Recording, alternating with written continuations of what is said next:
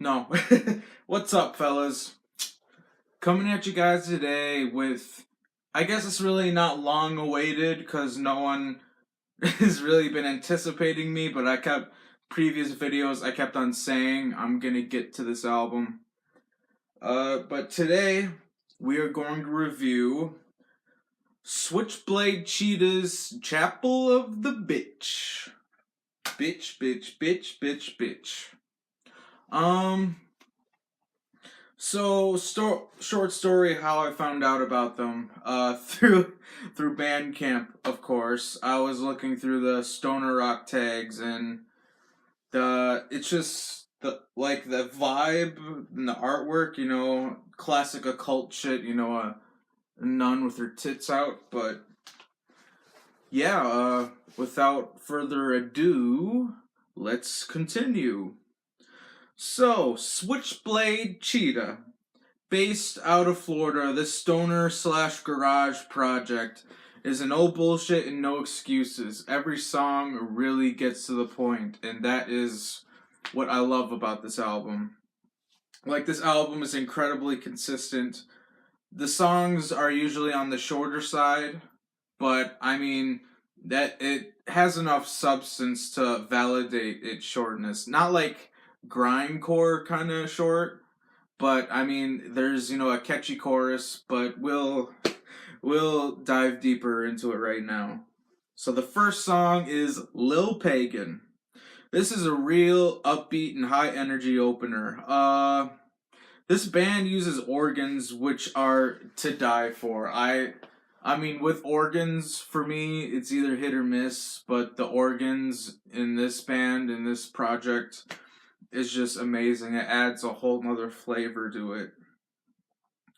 And yeah, this is a real, 70s psychedelic rock vibe to it.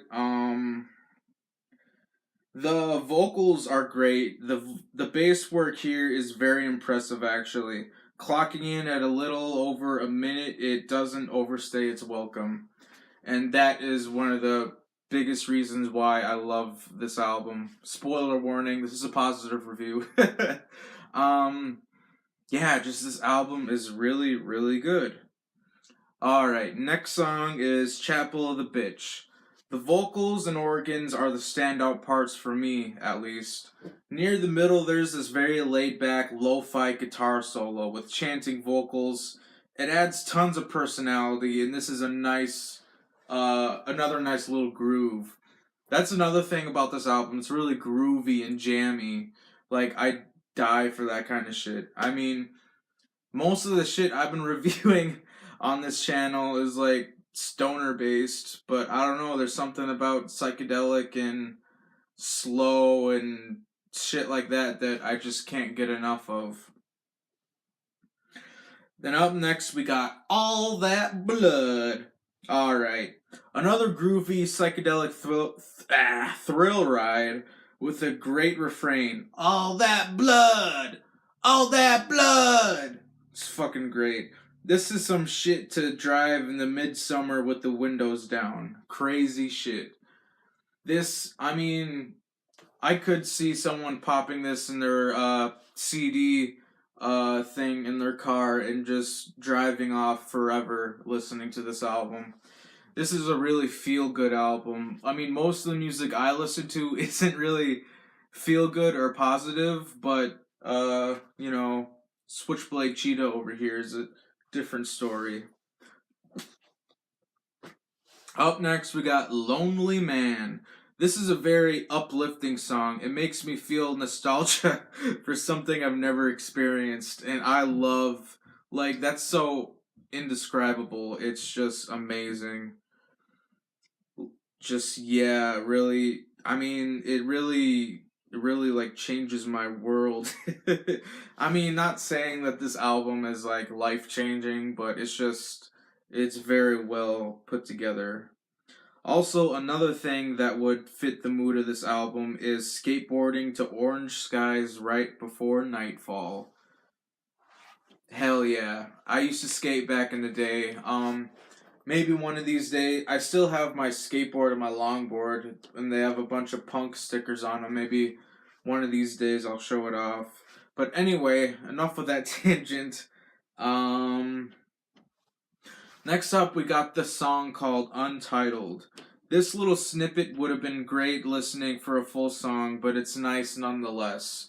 I mean, it's barely like a minute long. It's just like a refrain. It's good. I'd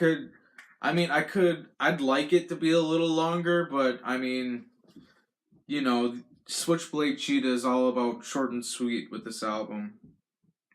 And then up next we got Acid Mass, another dancey cut. The chanting vocals are cute.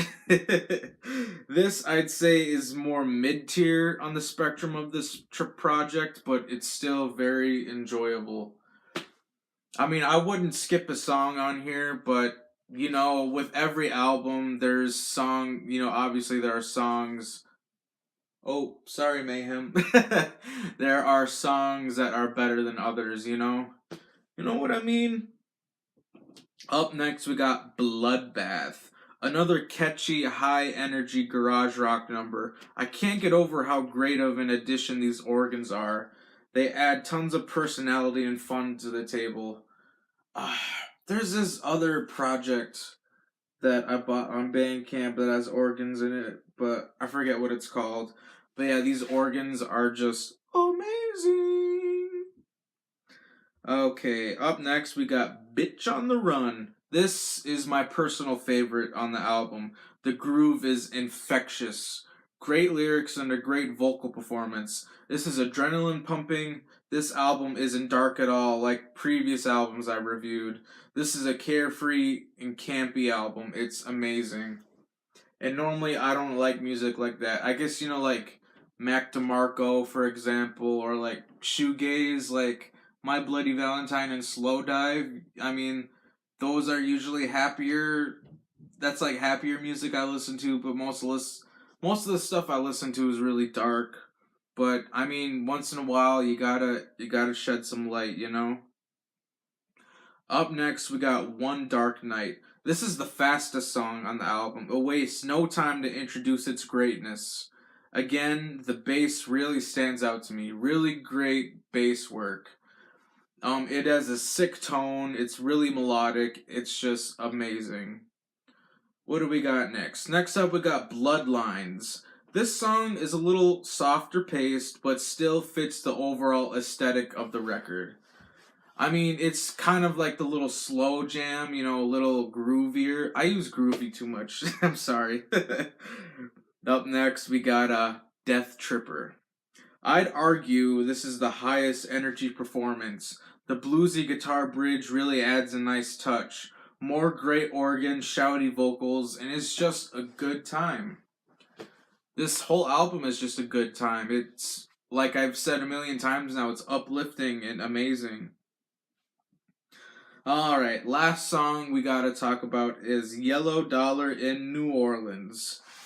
This is the last track on the album. I'd almost say it has a southern rock twang to it. It's a great closer. It's not as abrasive or groovy as the previous songs, but this song still has a lot of soul in it.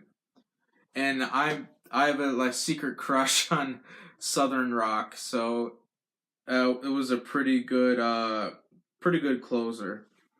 So, in conclusion, this is a very good release. It has its own aura of good times and good vibes. I'd highly recommend it if you're into southern or stoner rock. Rating is gonna be a light yeet. If you remember my rating system, yanked is bad, yoink is okay, and yeet is great. So this is a light yeet. A very enjoyable album. I highly recommend it if you love your groovy southern, chant along kind of shit. But yeah, that is the review. Coming down the pipe, I'm gonna continue doing more Talmbout videos and more vinyl shit. And topic videos, just, whatever my mind can think of. But yeah, I hope you enjoyed the review. Thanks for watching. Feel free to subscribe. Feel free to share. And I love your mother.